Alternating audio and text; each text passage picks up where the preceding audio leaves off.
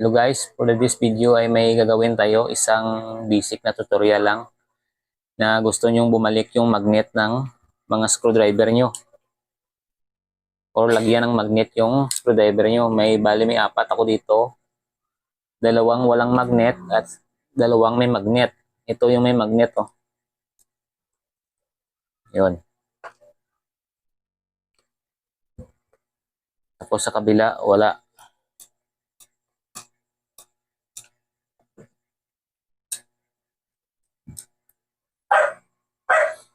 Bali, may dalawang steps dito guys na para bumalik yung magnet ng mga screwdriver nyo, Phillips screw. Oh my God! Wow! Bali, gagamit tayo ng magnet at saka battery at isang magnetic wire.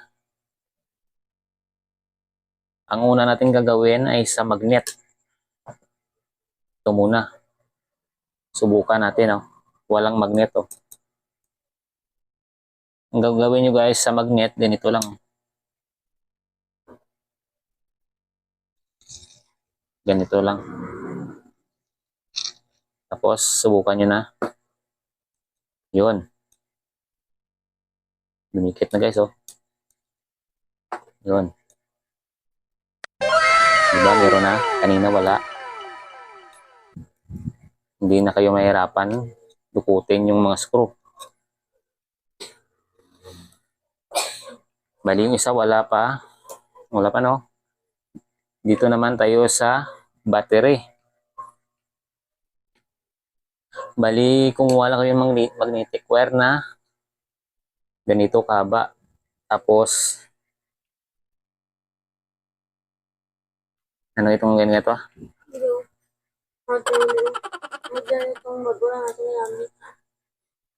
Ito yung wala pang magnet, no? Wala pa. Pulupot nyo lang dito, oh. Yung magnetic wire.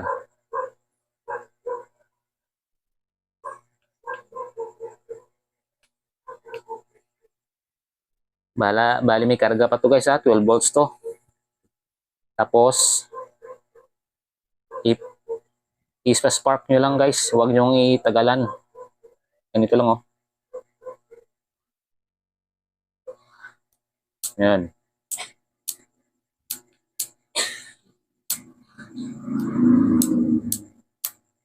Yun, subukan natin.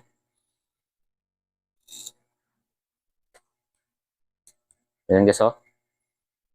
Kita nyo? Dumikit na. Yun. Ganyan lang kadali. Ang galing! Ang galing! Maglagay ng magnet. Halimbawa, wala kayong magnet, pwede kayong gumamit ng battery at saka magnetic wire. Pwede rin yung wire na maliit. Ganun lang kadali. O ngayon, meron na silang magnet, oh. O, kita nyo? O.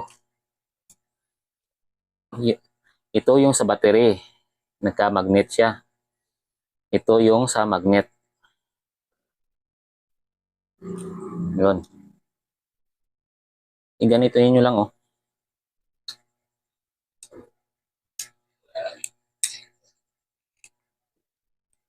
Yun, oh.